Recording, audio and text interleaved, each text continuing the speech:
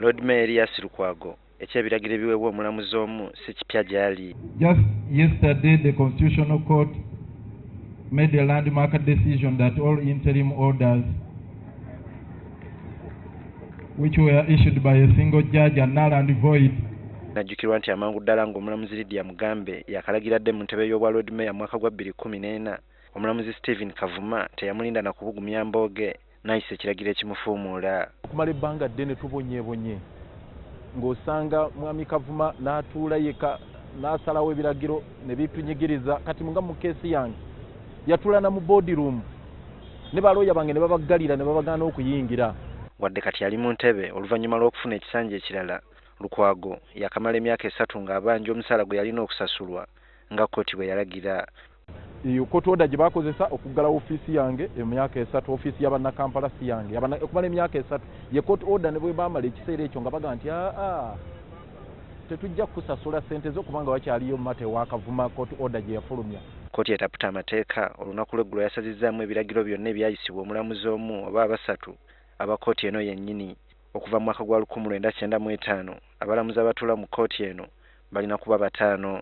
Lukwago y'omu ku bantu abanyigiriziddwa olw'ebiragiro nga bino. Kati wakyali kyekwaso kyonna bagenda kubanga bateekeddwa okusasula era mbalinze mbataddeko 2 kuba nze ngenda kutandika omulimu gwange ogw'okubanja. Bubi nnyo kati ngenda kwongeramu amaanyi. Judgment eno yannyongeddemu erinyanyi ery'okwongera okubanja nti please buli kusonga bonna bwe bwekwasa babujjeewo. Abalamuzi mu nsala yaabwe olunaku lw'eggulo bategeezezza ng'ebiragiro ebibadde bijja biyisibwa bwe bikontana n'ennyingo ya ssemateeka ey'ekikumi akatundu akookubiri. Ekibiina ekitaba bannamateeka kisanyukidde okusalawo kw'abalamuzi bano. This decision is important because it is causing a reflection on the workings of that court.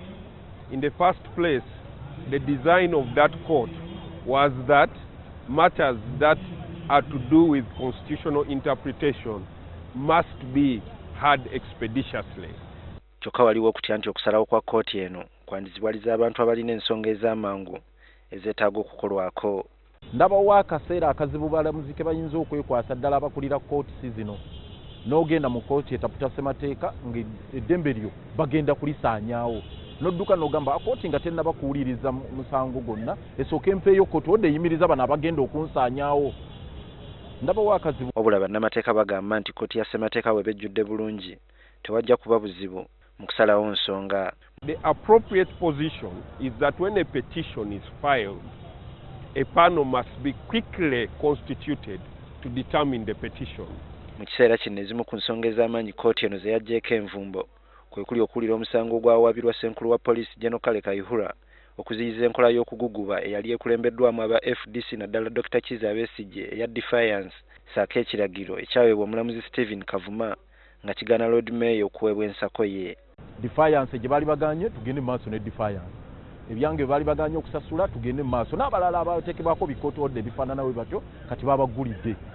Gate y'ekkomera mwe babadde batusibidde enjegere zikutuse katuyina okufuluma twetaaye olwa court order eyo. Tugezezzaako okwogera n'ekitongole ekiramuzi ku ngeri gye bagenda okukwatamu ensonga zino naye nakati tebannatuddira. Abakari Muhammad Ziraba Muzaale, NTV ku ssaawa emu.